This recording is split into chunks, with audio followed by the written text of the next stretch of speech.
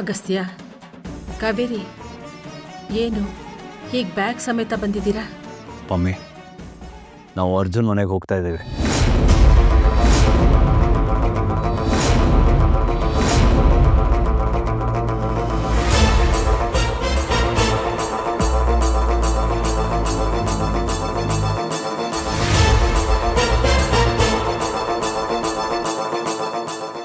ಅಗಸ್ತ್ಯ, ಏನ್ ಹೇಳ್ತಾ ಇದೀಯಪ್ಪ?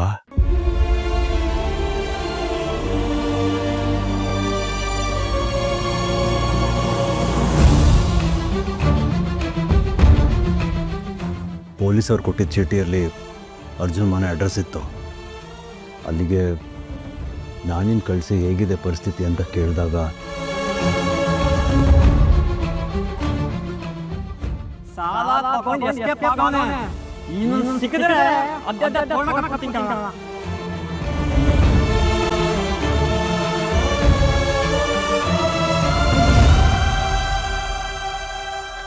ಅಜ್ಜಿ, ಮಾವ, ಅರ್ಜುನ್ ನಮಗೋಸ್ಕರ ಪ್ರಾಣ ತ್ಯಾಗ ಮಾಡಿದಾನೆ. ಅವ್ರ ಮನೆ ಪರಿಸ್ಥಿತಿ ಇಷ್ಟು ಕಷ್ಟದಲ್ಲಿದೆ ಅಂತ ಗೊತ್ತಿದ್ರು ಹೋಗದೆ ಇರೋದು ತಪ್ಪಾಗತ್ತಲ್ವಾ? ಅದಕ್ಕೆ ಅವ್ರ ಮನೆಗೆ ಹೋಗ್ತಿದ್ದೀವಿ. ಅಲ್ಲ ಅಗಸ್ತ್ಯ, ಅವ್ರಿಗೆ ದುಡ್ಡಿನ ಸಮಸ್ಯೆ ಇದ್ರೆ ನೀನು ಅವ್ರಿಗೆ ಸ್ವಲ್ಪ ದುಡ್ಡು ಕೊಡ್ಬೋದು. ಅದನ್ನ ಬಿಟ್ಟು ನೀನು ಯಾಕೆ ಅಲ್ಲಿಗೆ ಹೋಗ್ಬೇಕು? ಇಲ್ಲ ಮಾಮ್, ಅಲ್ಲಿ ಪರಿಸ್ಥಿತಿ ಸ್ವಲ್ಪನೂ ಚೆನ್ನಾಗಿಲ್ಲ. ಅರ್ಜುನ ಮನೆ ಮಗ ಆಗಿದ್ದ. ಮನೆ ಮಗ ಅಂದರೆ ದುಡ್ಡು ಕೊಟ್ಟು ಸುಮ್ಮನೆ ಆಗೋದಲ್ಲ ಅಲ್ವಾ? ಅದೊಂದು ಜವಾಬ್ದಾರಿ. ಅರ್ಜುನ್ ಸತ್ತೋಗಿದ್ದಾನೆ ಅಂತ ಆ ಮನೆಯವ್ರಿಗೆ ಗೊತ್ತಿಲ್ಲ. ಅವನ ಸ್ಥಾನನ ನಾನಿವಾಗ ತುಂಬಲೇಬೇಕು. ಅಗಸ್ತ್ಯ, ಅವರಿಗೆ ಸಹಾಯ ಮಾಡಬೇಕು ಅನ್ನೋ ಮನಸ್ಸಿದೆ ನಿನಗೆ, ಅದೇನೋ ಓಕೆ. ಆದರೆ ಅವನ ಸ್ಥಾನ ತುಂಬಬೇಕು ಅಂದ್ರೆ ಹೇಗೋ? ಇವತ್ತಲ್ಲ ನಾಳೆ ವಿಷಯ ಗೊತ್ತಾಗದೇ ಇರುತ್ತಾ? ಗೊತ್ತಾದ್ರೆ ಏನು ಮಾಡ್ತೀಯಾ? ಚಿಕ್ಕಮ್ಮವ್ವ, ಒಂದಲ್ಲ ಒಂದಿನ ಅವರಿಗೆ ವಿಷಯ ಗೊತ್ತಾಗೋದು ಬೇರೆ, ಈಗ ವಿಷಯ ಗೊತ್ತಾಗೋದೇ ಬೇರೆ. ಆ ಮನೆ ಪರಿಸ್ಥಿತಿ ಹೇಗಿದೆ ಅಂತ ನಮಗೂ ಸರಿಯಾಗಿ ಗೊತ್ತಿಲ್ಲ. ಎಂಥ ವಿಷಯ ಹೇಳೋದ್ರಿಂದ ಅವ್ರು ಹೇಗೆ ತಗೋತಾರೋ ಗೊತ್ತಿಲ್ಲ. ಅದಕ್ಕೆ ನಾವೇ ಹೋಗ್ಬಿಟ್ಟು ಬರ್ತೀವಿ. ಆದರೂ ಅಗಸ್ತ್ಯ, ನೀವಿಬ್ರು ಅಲ್ಲಿದ್ರೆ ಇಲ್ಲಿ ಸ್ಕೂಲು? ನಾನಿದ್ದೀನಲ್ಲ ಅಜ್ಜಿ.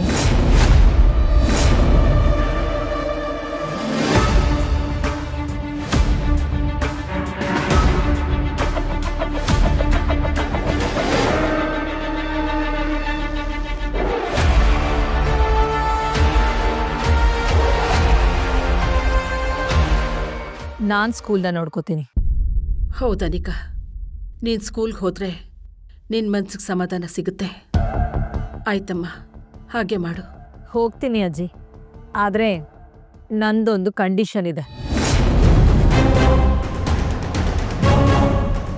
ಕಂಡೀಷನ್ ಏನು ಸಿಸೋದು? ನಾನು ಸ್ಕೂಲಿಗೆ ಹೋಗಬೇಕು ಅಂತಂದರೆ ಸ್ಕೂಲ್ನ ಸಂಪೂರ್ಣ ಅಧಿಕಾರ ನನಗೆ ಕೊಡಬೇಕು.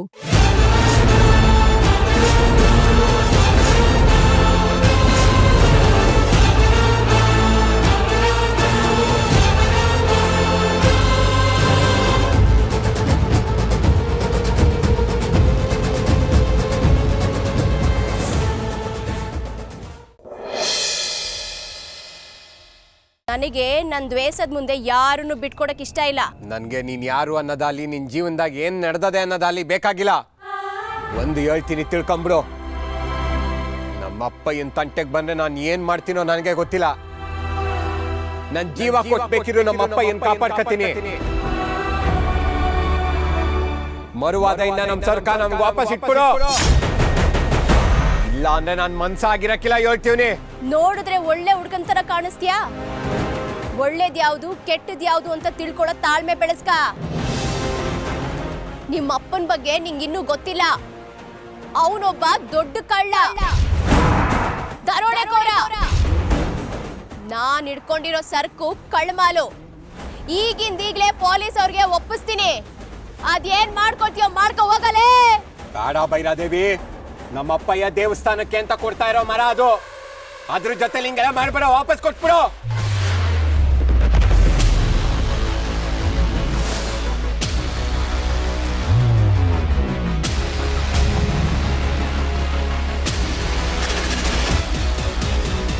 ನಮಸ್ಕಾರ ಕಮಿಷನರ್ ಸಾಹೇಬ್ರಿಗೆ.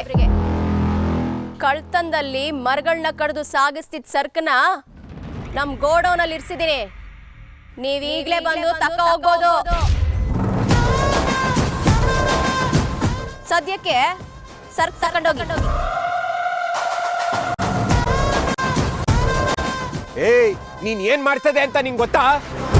ಇದ್ರ ಪರಿಣಾಮ ಏನಾಯ್ತದೆ ಅಂತ ತಿಳ್ಕೊಂಡಿದ್ಯಾ? ನಮ್ಮಪ್ಪ ಹೆಂಗ್ ಇಸಿಯ ಗೊತ್ತಾರಕ್ ಸಮಸ್ಬಿಡ್ತಾನೇನೋ, ಆದ್ರೆ ನಾನ್ ಮಾತ್ರ ನೀನು ಸುಮ್ಕೆ ಬಿಡಕ್ಕಿಲ್ಲ ಬೈಲಾದೇವಿ.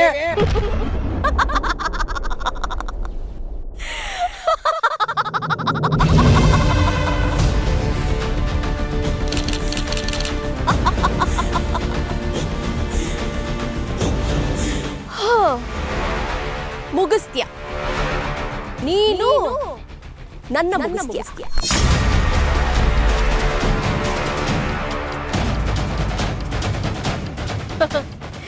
ಮರಿ, ನಿನ್ನ ವಯಸ್ಸಿಗೆ ತಕ್ಕಂಗೆ ನಡ್ಕೊಳ್ಳೋದಿರ ಮೊದಲು ಕಲಿ. ಸರ್ಕ್ ಹಿಡ್ಕೊಟ್ಟವಳಿಗೆ ನಿನ್ನ ಹಿಡ್ಕೊಳ್ಳೋದು ಎಷ್ಟೊತ್ತೋ? ಏಯ್, ನನ್ನ ಮುಂದೆನೆ ನಿಂತ್ಕೊಂಡು ಸವಾಲ್ ಹಾಕ್ಬೇಡ. ನೀನಂತವ್ರನ್ನ ಸಾನೆ ನೋಡಿವ್ನಿ ಕಣೋ. ಬಂದ ದಾರಿಗೆ ಸುಂಕ ಇಲ್ಲ ಅಂತ ಒಯ್ತಾ ಇರು. ಏ ಬೈಲಾದೇವಿ, ನಾನ್ ಬದುಕಿರದೆ ನಿಮ್ಮಪ್ಪನ ಸಾಯಿಸಕ್ಕೆ ಹೇಳೋಗಲೇ. ನಮ್ಮಪ್ಪ ಏನ್ ಸಾಯ್ಸಕ್ಕೆ ನೀನ್ ಉಳ್ಕೊಂಡಿರೋದು ಅಂತ ನಿಂಗೆ ಅನ್ನಿಸ್ತಾದ? ನನಗೆ ನಿನ್ನನ್ ಸಾಯ್ಸಕ್ಕೆ ನಾನ್ ಉಳ್ಕೊಂಡಿರೋದು ಅನ್ನಿಸ್ತಾದೆ.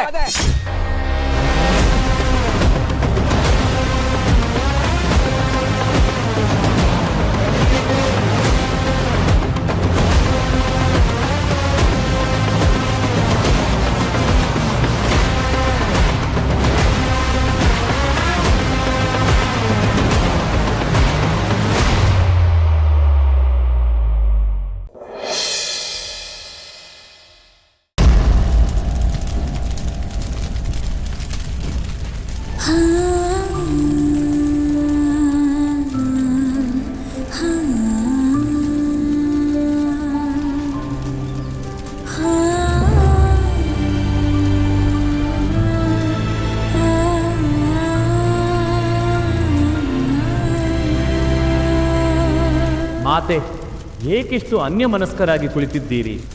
ಗಣೇಶ ಕುಮಾರ ಬಂದು ಹೋದ ಮೇಲೆ ನೀವು ಹೀಗೆ ಯೋಚಿಸುತ್ತಾ ಕೂರುವುದು ಹೆಚ್ಚಾಗುತ್ತಿದೆ.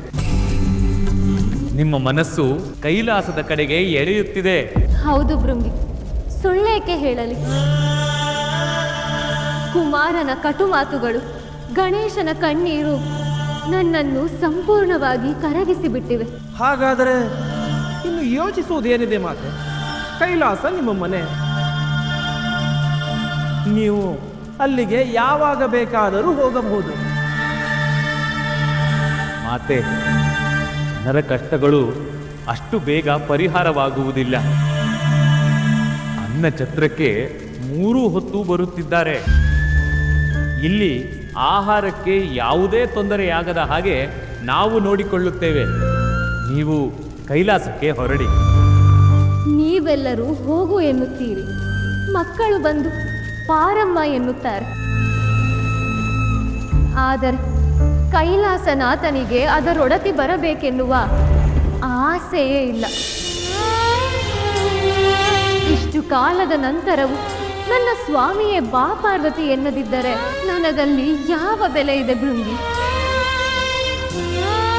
ಮನೆ ನನ್ನದೇ ಇರಬಹುದು, ಆದರೆ ಅವರದು ಅಲ್ಲವೇ? ಅವರು ನನ್ನನ್ನು ಕರೆಯದೆ ನಾನು ಹೇಗೆ ಹೋಗಲಿ?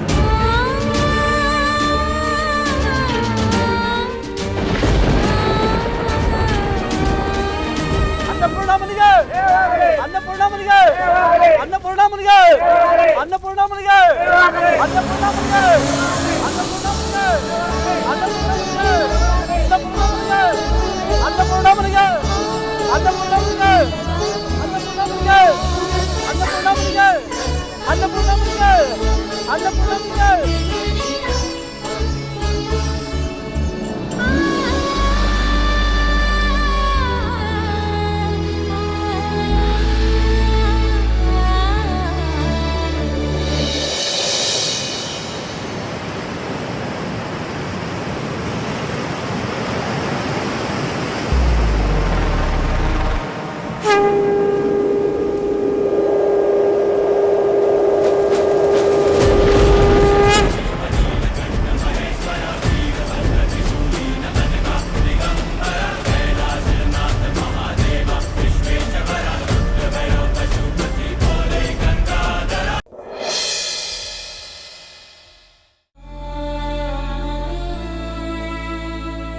2 ಡೇಸ್ ಬ್ಯಾಕ್ ವಿಡಿಯೋನೇ.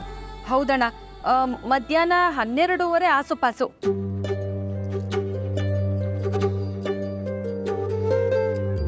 ಮೇಡಮ್ ಅವ್ರು ಬಂದು ಕೂತಿದ್ರೆ ಅಷ್ಟೇ, ಕುಡ್ದಿಲ್ಲ.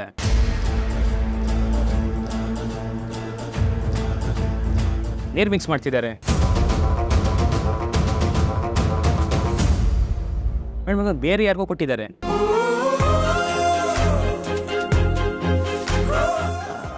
ಅಣ್ಣ ಅಣ್ಣ ಅಲ್ಲೊಬ್ರು ವಿಡಿಯೋ ಮಾಡ್ತಿದ್ದಾರೆ ನೋಡಿ. ಅಣ್ಣ ಸ್ವಲ್ಪ ಪಾಸ್ ಮಾಡಿ. ಅಣ್ಣ ಇವನು ಕಾಗೆ ಸುಬ್ಬ. ನಿಮ್ಗೆ ಗೊತ್ತಮ್ಮ ಇವರು? ಇವನು ದೊಡ್ಡ ಪರೋಡಿ ಅಣ್ಣ. ಅವ್ನು ಮಾಡಿದ ತಪ್ಪನ್ನ ನಮ್ಮ ಮನೆಯವ್ರು ಕೇಳಿದಕ್ಕೆ ಅವ್ರ ಮೇಲೆ ಕೋಪ ಇವನಿಗೆ. ಅದಕ್ಕೆ ಈ ರೀತಿ ಎಲ್ಲ ವಿಡಿಯೋ ಮಾಡಿ ಅದನ್ನ ಅವ್ನಿಗೆ ಬೇಕಾಗಿರೋ ರೀತಿ ಬದಲಾಯಿಸಿ ನಮ್ಮ ಮನೆಯವರು ಸಿಕ್ಕಾಕೊಳ್ಳೋ ರೀತಿ ಮಾಡಿದ್ದಾನೆ. ಅಣ್ಣ ನಾನೊಂದು ನಂಬರ್ ಹೇಳ್ತೀನಿ, ಆ ನಂಬರ್ಗೆ ಈ ವಿಡಿಯೋನ ಶೇರ್ ಮಾಡ್ತೀರಾ? ಸರಿ ಮೇಡಮ್.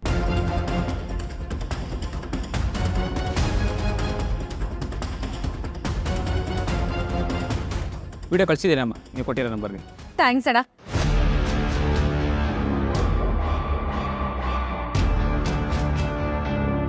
ಹಲೋ ರವಿ. ರವಿ, ನಿನ್ ಫೋನ್ಗೆ ಒಂದು ವಿಡಿಯೋ ಕಳಿಸಿದ್ದೀನಿ. ಅದನ್ನ ತಗೊಂಡು ನಿಮ್ಮ ಅಣ್ಣನ ಕಾರ್ ಸ್ಟ್ಯಾಂಡ್ ಹತ್ರ ಬಂದ್ಬಿಡು. ಯಾಕದ್ಗೆ ಏನಾಯ್ತು? ರವಿ, ನೀನ್ ಮೊದಲು ಬಾ, ನಾನು ನಿಂಗೆ ಆಮೇಲೆ ಹೇಳ್ತೀನಿ. ಸರಿ ಅದಕ್ಕೆ.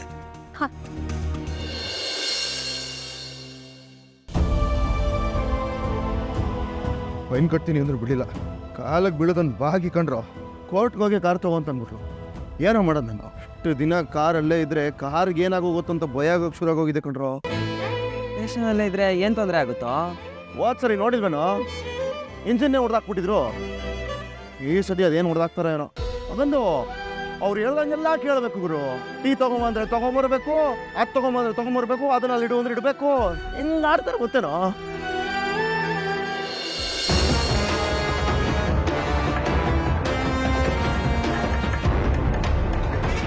ಸೂರ್ಯ, ನಿನ್ನ ತಮ್ಮ ಬರ್ತಾವ ನೋಡು.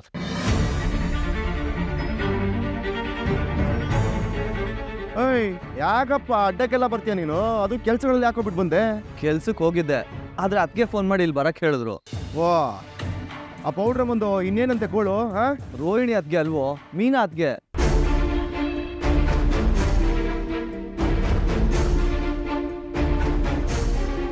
ಲೇ, ಆ ಕಡೆ ತಿರ್ಗ.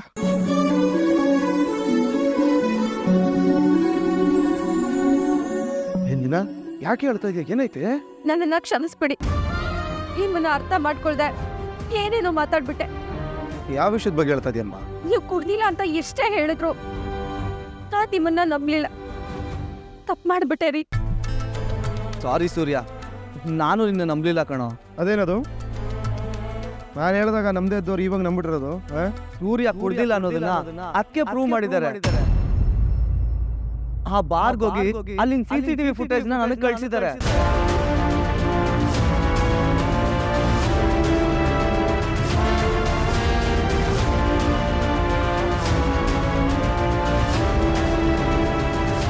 ಸೋಷಿಯಲ್ ಮೀಡಿಯಾ ಇರೋ ವಿಡಿಯೋ ಎಡಿಟ್ ಆಗಿರೋದು ಕಣೋ. ಒರಿಜಿನಲ್ ವಿಡಿಯೋ ಅದಕ್ಕೆ ತಂದಿದ್ದಾರೆ. ಆ ವಿಡಿಯೋ ಮಾಡಿದವನು ಇದರಲ್ಲೇ ಇದ್ದಾನೆ ನೋಡು.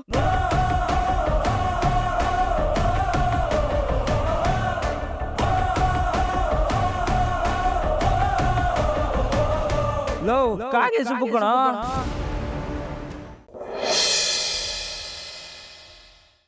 ಅಮ್ಮ ಇಲ್ಲಿ ನೋಡು, ನೀನ್ ಸೊಸೆ ಕರ್ಕೊಂಬಂದೆ. ನನ್ ಸೊಸೆ? ಇಲ್ಲ ಇಲ್ಲ, ನನ್ ಸೊಸೆ. ಕೆನ್ನೆಗೆ ಹೊಡೆಯೋಷ್ಟು ಕೋಪ ಇದೆ, ಹೊಟ್ಟೆ ಮೇಲೆ ಹೊಡೆಯೋ ಗುಣ ಇಲ್ಲ. ತಗೋ, ಹಾಲು ಕುಡಿ. ನನ್ನಿಂದ ಯಾರು ಹೊಸ್ಕೊಂಡಿರೋದು ನನಗಿಷ್ಟ ಆಗಲ್ಲ.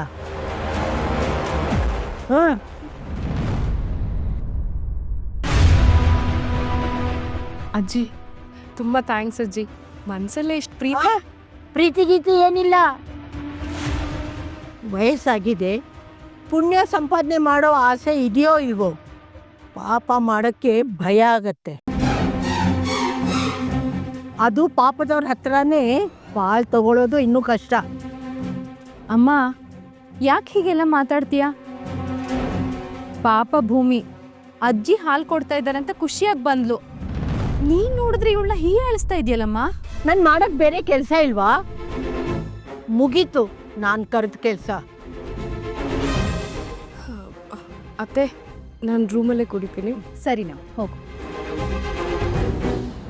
ಆಹಾ, ಹಾಲು ಕೊಟ್ಟಿದ್ದ ಅಜ್ಜಿ ಅದನ್ನ ಇವಳು ತಗೊಂಡೋಗಿ ತನ್ನ ಗಂಡನ್ ಕೊಟ್ಟು ತಾನೇ ಮಾಡಿದ್ದು ಅಂತ ಕೊಚ್ಕೋಬೇಕು ಅನ್ಸುತ್ತೆ.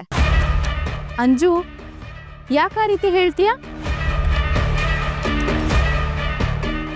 ಮತ್ತಿನ್ನೇನತ್ತೆ, ಅಜ್ಜಿ ಪಾಪ ಇವಳು ಹಸ್ಕೊಂಡಿದ್ದಾಳೆ ಅಂತ ಹಾಲು ಮಾಡಿಕೊಟ್ರೆ ಇಲ್ಲೇ ಕುಡಿಯೋದು ಬಿಟ್ಟು ರೂಮ್ಗೆ ಹೋಗಿ ಕುಡಿತಾಳಂತೆ, ರೂಮ್ಗೆ.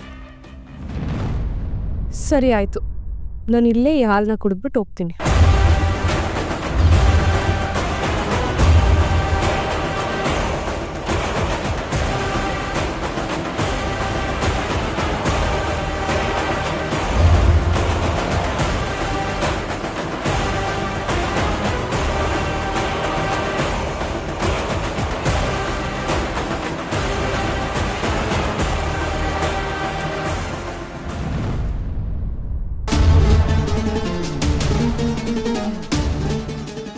ಥ್ಯಾಂಕ್ಸ್ ಅಜ್ಜಿ. ಭೂಮಿ, ಗ್ಲಾಸ್ ಕೊಡು. ಪರವಾಗಿಲ್ಲ ಅತ್ತೆ, ನಾನು ಹೇಳ್ತೀನಿ. ಪರವಾಗಿಲ್ಲ ಕೊಡು, ನೀನು ಹೋಗಿ ಮಲ್ಕೊ.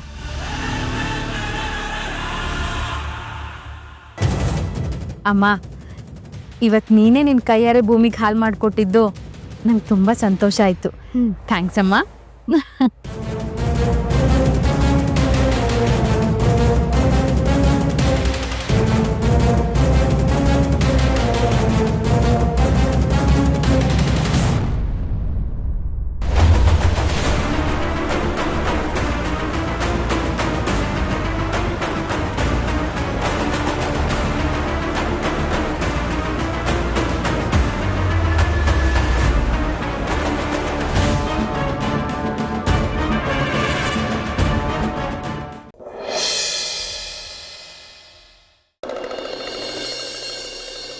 ರೇಣುಕೆ, ಎಲ್ಲಮ್ಮ ಹಾಗೂ ಕಾರ್ತವೀರ್ಯ ಮೂವರು ಎಷ್ಟು ಸನಿಹದಲ್ಲಿದ್ದಾರೆ.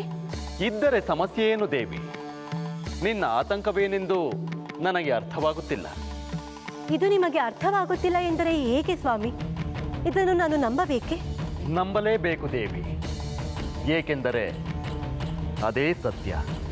ಒಂದು ವೇಳೆ ಆ ಕಾರ್ತವೀರ್ಯನ ಕಣ್ಣಿಗೆ ರೇಣುಕೆ ಏನಾದರೂ ಬಿದ್ದರೆ ಅವಳನ್ನು ಮತ್ತಷ್ಟು ಹಿಂಸಿಸಲು ಪ್ರಯತ್ನಿಸುತ್ತಾನೆ ಸ್ವಾಮಿ. ಇನ್ನೇನಾದರೂ ಅವರೇ ಅವನ ಅಂತ್ಯಕ್ಕಾಗಿ ಹುಟ್ಟಿದವರು ಎನ್ನುವ ಸುಳಿವು ಅವನಿಗೆ ದೊರೆತರೆ ಅವನು ಸುಮ್ಮನಿರುತ್ತಾನೆಯೇ? ಅವನು ನರರೂಪಿ ರಕ್ಕಸ. ಆ ಮಕ್ಕಳಿಗೆ ಏನಾದರೂ ತೊಂದರೆ ಮಾಡಿಯೇ ಮಾಡುತ್ತಾನೆ. ಅವರೇ ಅವನ ಮೃತ್ಯುವೆಂದು ಕಾರ್ತವೀರ್ಯನಿಗಿನ್ನೂ ತಿಳಿದಿಲ್ಲವಲ್ಲ ದೇವಿ. ಹಾಗಿದ್ದ ಮೇಲೆ ಅವನೇನು ಮಾಡಲು ಸಾಧ್ಯ? ಅವನಿಂದ ರೇಣುಕೆಗೆ ಒಂದಾದ ಮೇಲೊಂದರಂತೆ ತೊಂದರೆ ಆಗುತ್ತಿದೆ ಸ್ವಾಮಿ. ರೇಣುಕೆಯನ್ನು ಕಂಡು ಅವಳನ್ನು ಪಡೆಯಲೇಬೇಕು ಎನ್ನುವ ಹಠಕ್ಕೆ ಬಿದ್ದಿದ್ದಾನೆ. ಅದಕ್ಕಾಗಿ ಅವನು ಎಷ್ಟೆಲ್ಲ ನಾಟಕವನ್ನು ಮಾಡುತ್ತಿದ್ದಾನೆ. ಇದೊಂದು ಕಡೆಯಾದರೆ ರೇಣುಕೆಯೇ ಅವನ ಮೃತ್ಯು ಎಂದು ಅವನಿಗೆ ತಿಳಿದರೆ ಪರಿಸ್ಥಿತಿ ಹೀಗೆ ಇರುವುದಿಲ್ಲ ಅಲ್ಲವೇ ಸ್ವಾಮಿ? ಅವನು ರೇಣುಕೆ ಎಲ್ಲಮ್ಮರನ್ನು ಕೊಲ್ಲಲು ಸಂಚು ರೂಪಿಸುತ್ತಾನೆ ಅಲ್ಲವೇ? ಈ ಮೊದಲು ಅದೆಷ್ಟೋ ರಕ್ಕಸರನ್ನು ಇವರ ಹುಡುಕಾಟಕ್ಕಾಗಿಯೇ ಕಳುಹಿಸಿದ್ದಾನೆ. ಈಗಲೂ ಅಷ್ಟೇ, ಜ್ವಾಲಾಕ್ಷನನ್ನು ಇವರೇ ಸಂಹರಿಸಿದ ವಿಷಯವೇನಾದರೂ ಬೆಳಕಿಗೆ ಬಂದರೆ ಇವರೇ ತನ್ನ ಶತ್ರುಗಳು ಎನ್ನುವುದು ಅವನಿಗೆ ತಿಳಿಯುತ್ತದೆ. ಅದರಲ್ಲೂ ಅವನಿಗೀಗ ರೇಣುಕೆ ಅಲ್ಲೇ ಎಲ್ಲೋ ಇರುವ ಸುಳಿವು ದೊರೆತಂತಿದೆ. ಒಂದು ವೇಳೆ ಅವನಿಗೆ ಅವಳು ಎದುರಾದರೆ ಮತ್ತೆ ಅವಳನ್ನು ಪೀಡಿಸುವುದಕ್ಕೆ ಮುಂದಾಗುತ್ತಾನೆ ಸ್ವಾಮಿ. ಸತ್ಯವೆನ್ನುವುದು ಮರೀಚಿಕೆ ಇದ್ದಂತೆ ದೇವಿ. ಅದನ್ನು ಕಂಡುಹಿಡಿಯುವುದು ಅಷ್ಟು ಸುಲಭದ ಮಾತಲ್ಲ.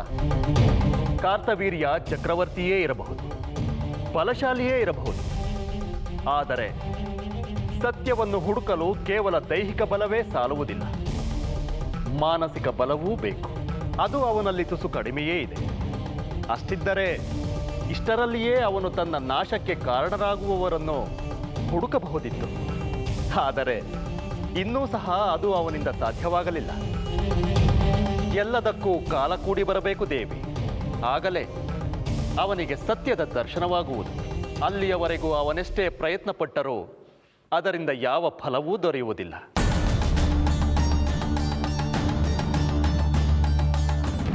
ಹೇಳು ರೇಣುಕೆ, ಜಮದಗ್ನಿ ದೂರ ಹೋಗ್ತಿದ್ದಾನೆ ಅನ್ನೋ ಬೇಜಾರಿಗೆ ನೀನು ಇಲ್ಲಿ ತನಕ ಬಂದ್ಯಾ? ಹೌದು ಎಲ್ಲಮ್ಮ, ನನಗೆ ನನ್ನ ಎಲ್ಲ ನೋವುಗಳನ್ನು ನಿನ್ನ ಬಳಿ ಹೇಳಿಕೊಳ್ಳಬೇಕು ಎನಿಸಿತು. ಅರಮನೆಯಲ್ಲಿ ಇದ್ದರೆ ಅಲ್ಲಿ ಮುಕ್ತವಾಗಿ ನನಗೆ ಅಳುವುದಕ್ಕೂ ಸಾಧ್ಯವಾಗುವುದಿಲ್ಲ.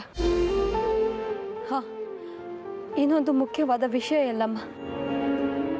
ನಾನು ಜಮದಗ್ನಿಯನ್ನು ಪ್ರೀತಿಸುತ್ತಿರುವ ವಿಷಯವನ್ನು ಅಮ್ಮನ ಬಳಿ ಹೇಳಿಬಿಟ್ಟೆ.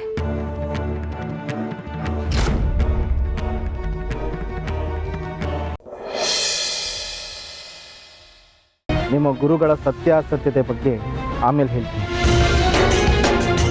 ದೇಹದಲ್ಲಿ ಎಲ್ಲ ಚೆನ್ನಾಗಿರುವಾಗ ನೀವು ಆತ್ಮಹತ್ಯೆ ಮಾಡಿಕೊಂಡ್ರೆ ನಿಮ್ಮ ದೇಹದ ಪ್ರಾಣ ಶಕ್ತಿಯ ಮೇಲೆ ವಿಪರೀತದ ಪರಿಣಾಮ ಬೀರುತ್ತೆ. ಅದರಿಂದ ಮುಂದಿನ ಜನ್ಮ ಕೂಡ ಚೆನ್ನಾಗಿರೋದಿಲ್ಲ. ಮುಂದಿನ ಜನ್ಮದಲ್ಲಿ ಸುಖವಾಗಿರ್ತೀರ ಅನ್ನೋ ಭ್ರಮೇಲಿ ನೀವಿದ್ದೀರಾ.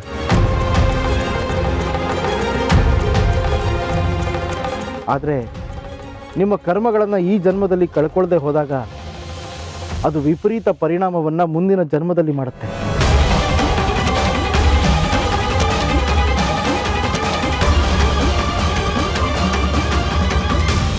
ಅಲ್ಲ, ಇಷ್ಟು ಒಳ್ಳೆ ಸಂಸಾರ ಇಟ್ಕೊಂಡು ಹೀಗೆಲ್ಲ ಯೋಚನೆ ಮಾಡಕ್ಕೆ ನಿಮಗೆ ಮನಸ್ಸಾದ್ರೂ ಹೇಗೆ ಬರುತ್ತೆ? ಇದನ್ನಂತೂ ಕ್ಷಮಿಸಕ್ಕೆ ಸಾಧ್ಯನೇ ಇಲ್ಲ. ಹೇಳಿತನದ ಪರಮಾವಧಿ ಇದು. ಸರಿಯಾಗಿ ಹೇಳಿದೆ ಚಾಮ್ರ. ಈ ಜನ್ಮದಲ್ಲೇ ನಾವು ಪಡ್ಕೋಬೇಕು ಅಂದ್ಕೊಂಡಿರೋದನ್ನ ಪಡ್ಕೊಳ್ಳೋಂಥ ಪ್ರಯತ್ನ ಮಾಡಬೇಕು. ಇಷ್ಟಕ್ಕೂ ನಿಮ್ಮ ಉದ್ದೇಶ ಏನು ಹೇಳಿ? ಸಂಪತ್ತಿನಿಂದ ಕೂಡಿದ ಬದುಕನ್ನು ನೀವು ಬದುಕಬೇಕು ಅಂತ ಅಲ್ವಾ? ಈ ಜನ್ಮದಲ್ಲೇ ಚೆನ್ನಾಗಿ ದುಡ್ದು ಒಳ್ಳೆ ರೀತಿ ಸಂಪಾದನೆ ಮಾಡಿದ್ರೆ ಆ ಬದುಕನ್ನು ಪಡ್ಕೋಬಹುದು.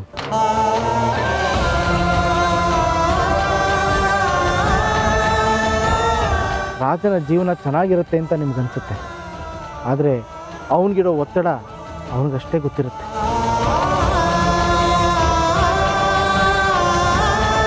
ಪ್ರತಿಯೊಂದು ಅಷ್ಟೇ. ದೂರದ ಬೆಟ್ಟ ಬಹಳ ನುಣುಪಾಗೆ ಕಾಣುತ್ತೆ. ಹೌದು ರೀ, ಬುದ್ಧಿಗಳು ಹೇಳ್ತಾ ಇರೋದ್ರಲ್ಲಿ ಅರ್ಥ ಇದೆ. ಒಂದ್ಸಲ ಯೋಚನೆ ಮಾಡಿ. ನಮ್ಮ ಗುರುಗಳು ಹೇಳಿರೋ ವಿಚಾರನ ತೆಗೆದಾಕೋದಕ್ಕೆ ನನ್ನಿಂದ ಆಗೋದಿಲ್ಲ. ನಾನು ಅವ್ರ ವಿರುದ್ಧ ಹೋಗೋದೂ ಇಲ್ಲ. ಅಲ್ಲ ಕಣಯ್ಯ, ನಾವೆಲ್ಲ ನಿನಗಿಷ್ಟು ಹೇಳ್ತಾ ಇದ್ರು ಒಂಚೂರು ಅರ್ಥನೇ ಆಗ್ತಿಲ್ವಲ್ಲ. ಎಂಥ ಮೂರ್ಖತನ ಇದು. ಇಷ್ಟಕ್ಕೂ ನಿಮ್ಮ ಗುರುಗಳು ನಿಮಗೆ ಮೋಸ ಮಾಡ್ತಾ ಇದ್ದಾರೆ.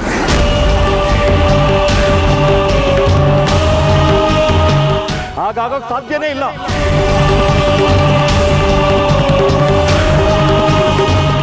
ಈ ಜಗತ್ನಲ್ಲಿ ಇಡೀ ಸಂಸಾರಕ್ಕೆ ಸಂಸಾರನೇ ಸಾಯಿರಿ ಅಂತ ಯಾವ ಗುರುಗಳು ಹೇಳೋಕೆ ಸಾಧ್ಯನೇ ಇಲ್ಲ. ಅವರು ಮೋಸ ಮಾಡ್ತಾ ಇದ್ದಾರೆ ಅನ್ನೋದನ್ನ ಸಾಕ್ಷಿ ಸಮೇತ ನಿರೂಪಿಸಿದ್ರೆ ಏನು ಮಾಡ್ತೀರಾ?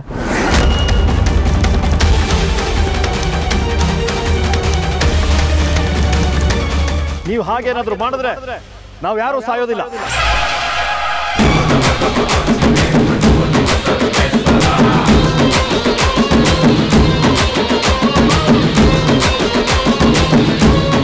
ಸರಿ, ಹಾಗೆ ಈ ರಾತ್ರಿ ನೀವು ಎಚ್ಚರ ಇರಬೇಕು. ಅಲ್ಲಿ ಏನಾಗುತ್ತೆ ಅನ್ನೋದನ್ನ ನಾನು ನಿಮಗೆ ತೋರಿಸ್ತೀನಿ.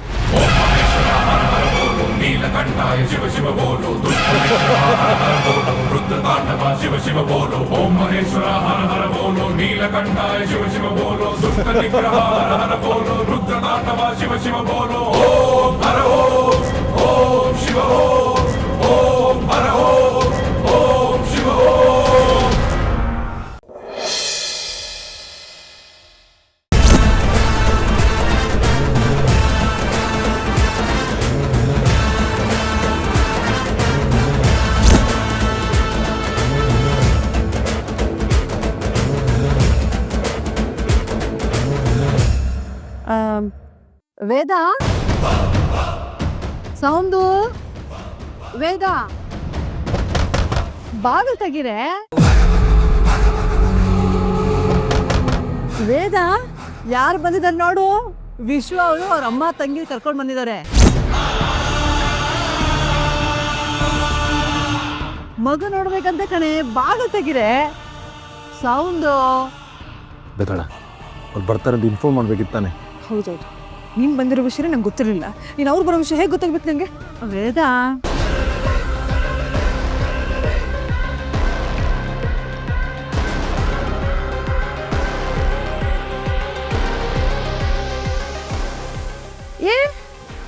ಎಂತದೆ ಮರೆತಾರ? ಬಾವ್ಲು ಹಾಕೊಂಡು ಎಂತದೆ ಮಾತುಕತೆ ನಿಮ್ದು? ಏ ಪುಟ್ಟು, ಚೆನ್ನಾಗಿದ್ಯಾ ಅಮ್ಮ? ಚೆನ್ನಾಗಿದ್ದೀನಿ. ಓನ ಓನಮ್ಮ ಓನ.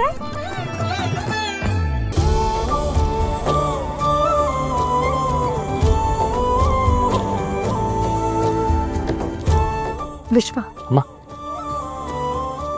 ತಗೊಳ್ಳಿ, ಮಗುಗ್ ಬಟ್ಟೆ ಇದೆ. ಇದು ನನ್ನ ಕಡೆಯಿಂದ ಬಾಬು ಗಿಫ್ಟ್. ವಿಶ್ವ,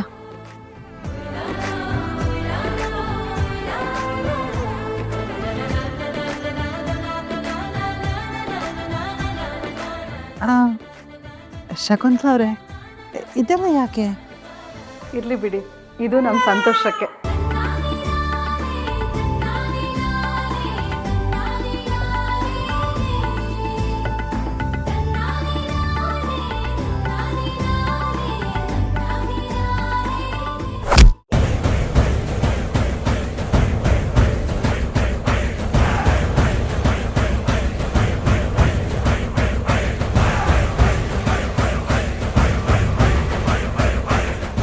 ಏನು ಸೌಂಡ್ ಇದು?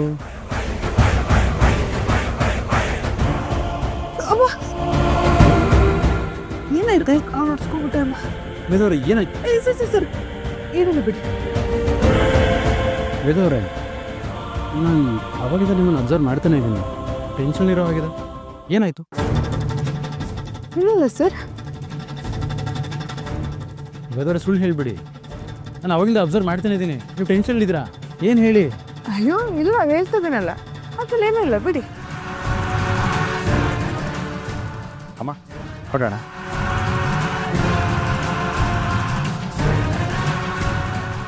ಅಮ್ಮ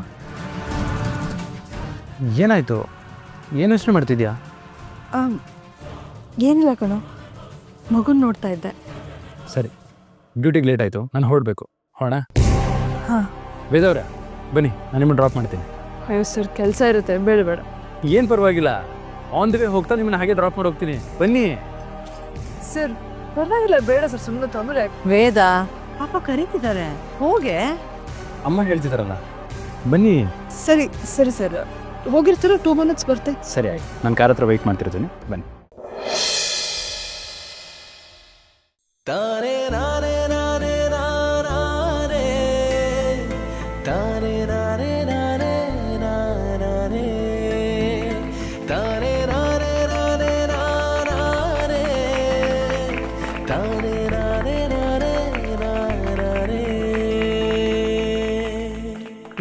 ಹ್ಯಾಪಿನಾ? I am so happy Puru. Thank you so much.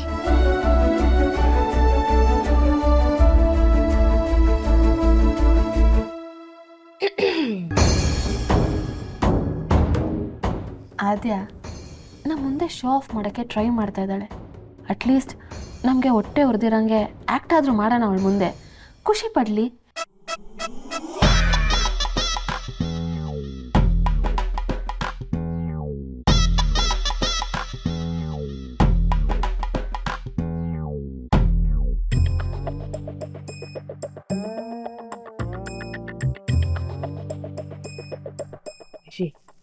ಇದ್ರ ಬಿಲ್ಲು ಕಾರಲ್ಲಿದೆ, ಆಮೇಲೆ ಕೊಡ್ತೀನಿ.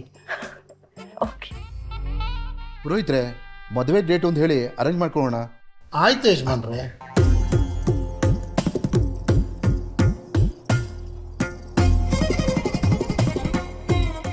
ಮುಂದಿನ ವಾರನೇ ಮದುವೆ ಇಟ್ಕೋಬಹುದು.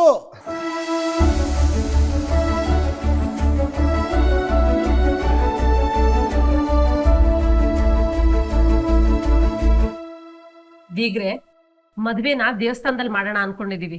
ನಿಮ್ಗೆ ಓಕೆ ತಾನೆ?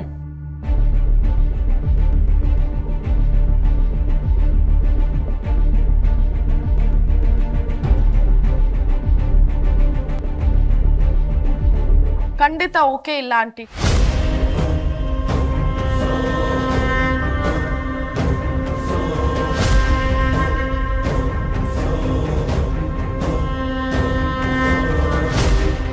ಸಿಂಪಲ್ ಆಗಿ ದೇವಸ್ಥಾನದಲ್ಲಿ ಯಾಕೆ ಮದುವೆ ಮಾಡ್ತಿದ್ದೀರಾ? ಮದುವೆ ಡೆಫಿನೆಟ್ಲಿ ಒಂದು ಕನ್ವೆನ್ಷನ್ ಸೆಂಟರ್ ಅಲ್ಲಿ AC ಹಾಲ್ನಲ್ಲೇ ಆಗ್ಬೇಕು.